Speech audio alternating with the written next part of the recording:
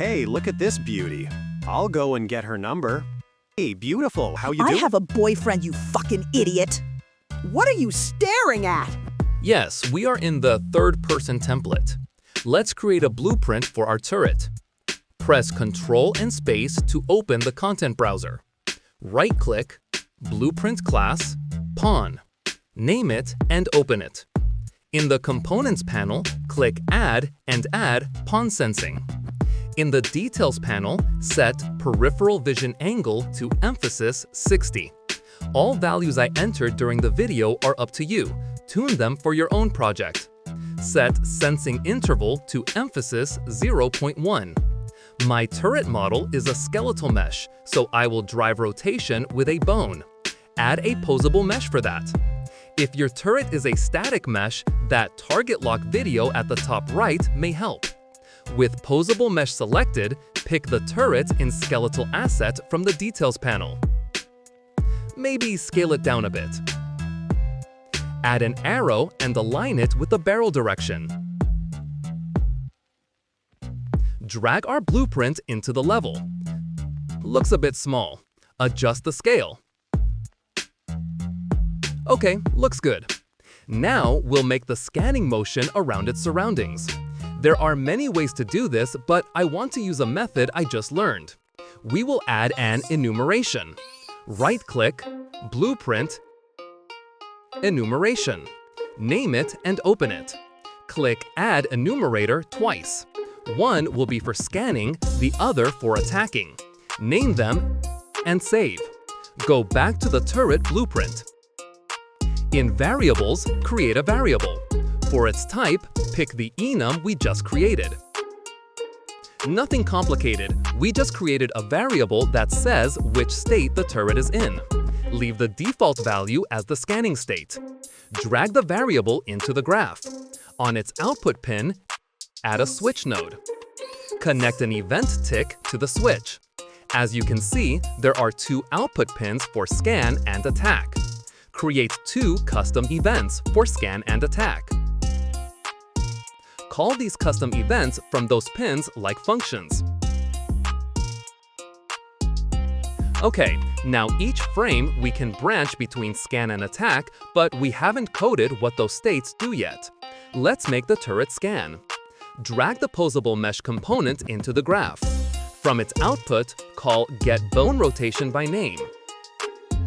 Wire it to the custom event we created for scanning. In bone name, enter the name of the bone you'll use as defined on the skeletal mesh. Set bone space to component space. Create a Boolean variable. Wire it like this. From return value, call breakRotator. When idle, meaning not in attack, it will sway left and right on the z-axis. From z, call less and enter emphasis 70. Again, these values are up to you. On its output pin, add AND Boolean and wire our variable. From AND Boolean, wire into OR Boolean. From z, this time call greater and enter emphasis -70. On its output pin, add NOT Boolean, then wire that into AND Boolean. Wire our variable to the other input as well. Wire AND Boolean to OR Boolean like this, and connect OR Boolean back to our variable like this. So far, we made the turret keep rotating on the z-axis within a certain angle, looping left and right.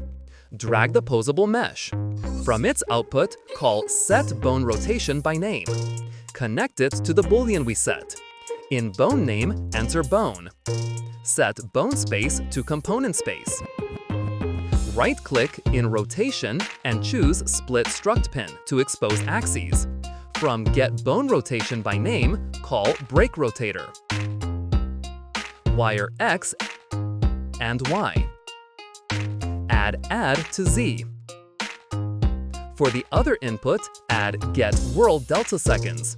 On Z, add subtract and again feed getWorld delta seconds. From add, call selectFloat. wire B to the subtract, wire return value to in rotation Z, wire our Boolean variable to pick A. Something feels off. Okay, we need a multiply on get world delta seconds. Wire it like this, and enter a value. I knew there's some bullshit. Anyway, let's see what we did. Yeah, this isn't how it should move. Move like a turret, not a whirling dervish. Let's see what's wrong. Yes, a few mistakes. First, it should be less instead of greater. And the notes should be wired like this. Shooting after work is tough. The brain is fried. Sorry about that. Now let's see. Okay, buddy, you've remembered you're a turret again. The turret scans, but it's scanning empty space. It should lock on to our character. Let's do that. We'll do it with a tag. We'll give our character a tag and tell the turret to lock onto anyone with that tag. Open the character blueprint, and with the blueprint itself selected, type tags in the details panel. In the actor section, add a tag under tags. Back in the turret blueprint with pawn sensing selected, click the plus next to onCPawn. From the pawn pin of onCPawn, call actor has tag. Add a branch to the return value and wire it to the event. Type the same tag you created in the character blueprint. From pawn, call getActorLocation. Right-click return value, choose promote variable, create a variable. Wire that variable to the true pin. Hook up the Enum variable we created first and switch the state to attack. Drag in the Poseable Mesh and from its output, call getBoneRotation by name. Wire it with the Enum variable and enter bone again. Leave it as world space. From the Poseable Mesh, call setBoneRotation by name and wire it. Split the axes to separate pins. Wire X and Y, and again enter bone. Yeah, should have made that a variable. We typed it by hand every time. Anyway, add a getActorLocation. From its return value, call findLookAtRotation. For target, plug in the promoted vector variable. Split to separate pins and wire X to X. That's it. Let's see if the turret peeks at us. Yup, we've got a new stalker now. But once we leave its field of view, it should return to idle. Let's do that too. Add set timer by event. For the event pin, add a custom event. Wire the enum variable and leave it in scan state. Set time to 1 so it returns to scanning after 1 second. Promote the return value to a variable. Drag the variable in, and from its output, call clear and invalidate timer by handle. Wire it like this.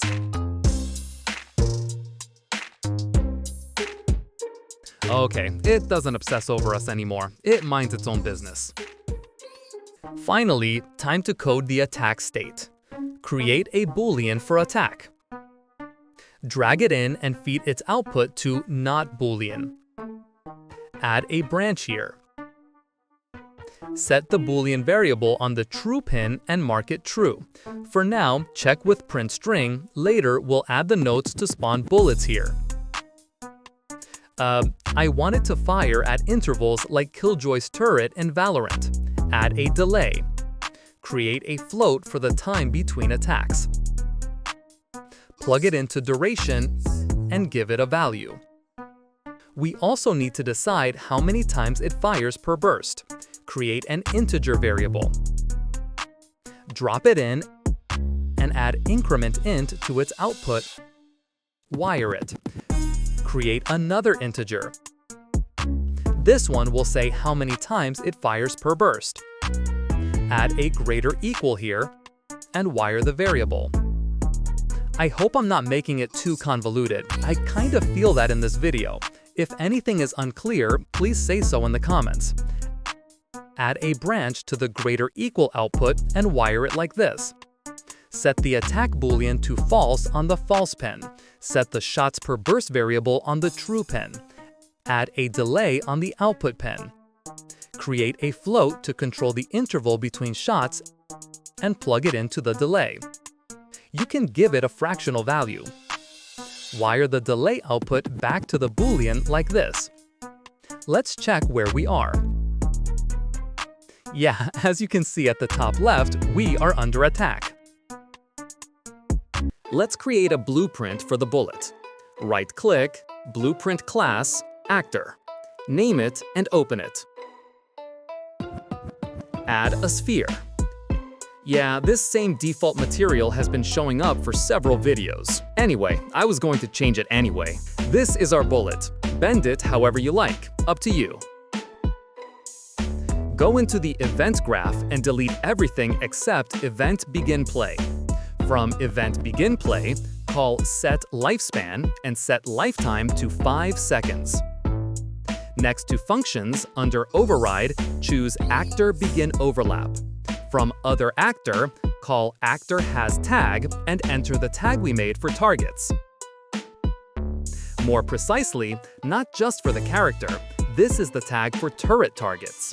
Whoever has this tag is a valid target. Add a branch to the return value and wire it like this. On true, add destroy actor. So now the bullet disappears either when it hits the character or after 5 seconds. In the Details panel, enable Simulate Physics and disable Enable Gravity. Set Collision preset to Custom and mark everything as Overlap. That's it for the bullet. Let's go to the turret blueprint. Remove the verbal attack print and add Spawn Actor from class instead. For class, select our bullet blueprint. From return value, call getSphere, then from its output add set physics linear velocity.